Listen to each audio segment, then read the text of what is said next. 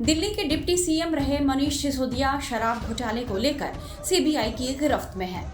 जमानत को लेकर सुप्रीम कोर्ट से भी उन्हें निराशा हाथ लगी है। सुप्रीम कोर्ट ने उनसे बेल के लिए पहले हाई कोर्ट जाने को कहा है। सुप्रीम कोर्ट ने सख्त टिप्पणी करते हुए कहा कि दिल्ली में कुछ भी हो जाए और दिल्ली में सुप्रीम कोर्ट है, इसका मतलब ये नहीं कि आप सीधा सुप्रीम कोर्ट चले आएंगे। कयास लग रहे हैं कि सिसोदिया के बाद अब जांच एजेंसियों के निशाने पर अरविंद केजरीवाल भी आ सकते हैं। मनीष सिसोदिया की गिरफ्तारी आम आदमी पार्टी और दिल्ली के मुख्यमंत्री अरविंद केजरीवाल के लिए एक बड़ा झटका है, क्योंकि केजरीवाल के बाद पार्टी और सरकार में सिसोदिया की हैसियत का कोई दूसरा नेता नहीं है। सिसोदिया दिल्ली सरकार में तो नंबर 2 थे ही, आम आदमी पार्टी में भी अरविंद केजरीवाल के बाद उनका ही कद बड़ा माना जाता रहा। वे दिल्ली में आम आदमी पार्टी की सरकार चलाने में केजरीवाल के मुख्य सहयोगी के तौर पर काम कर रहे थे। वे केजरीवाल के सबसे भरोसेमंद नेताओं में से थे। ऐसे में सिसोदिया की गिरफ्तारी आम आदमी पार्टी और केजरीवाल के लिए कितनी बड़ी मुश्किल लेकर आई है, आइए इसे समझते हैं।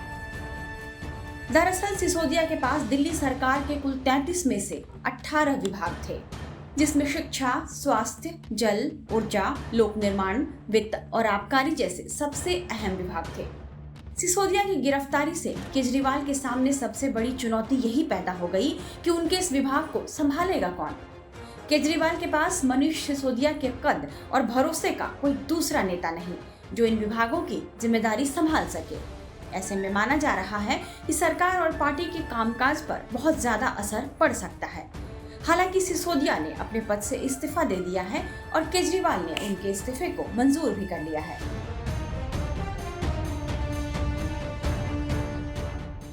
मनीष सिसोदिया के पास वित्त मंत्रालय जैसे अहम विभाग भी थे। दिल्ली सरकार अगले बजट की तैयारी कर रही है। ये सारा काम सिसोदिया की निगरानी में ही हो रहा था। माना जा रहा है कि सिसोदिया के गिरफ्तार होने से बजट की तैयारियों पर भी असर पड़ेगा। किसी दूसरे मंत्री के लिए इतनी जल्दी बजट पर काम करना मुश्किल हो सकता है।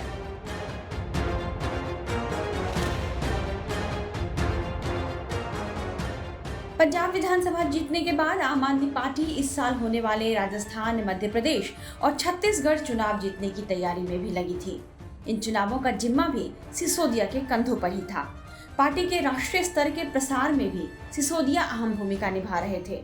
इसलिए कहा जा रहा है कि सिसोदिया की गिरफ्तारी से पार्टी के मनोबल पर बड़ा असर पड़ सकता है।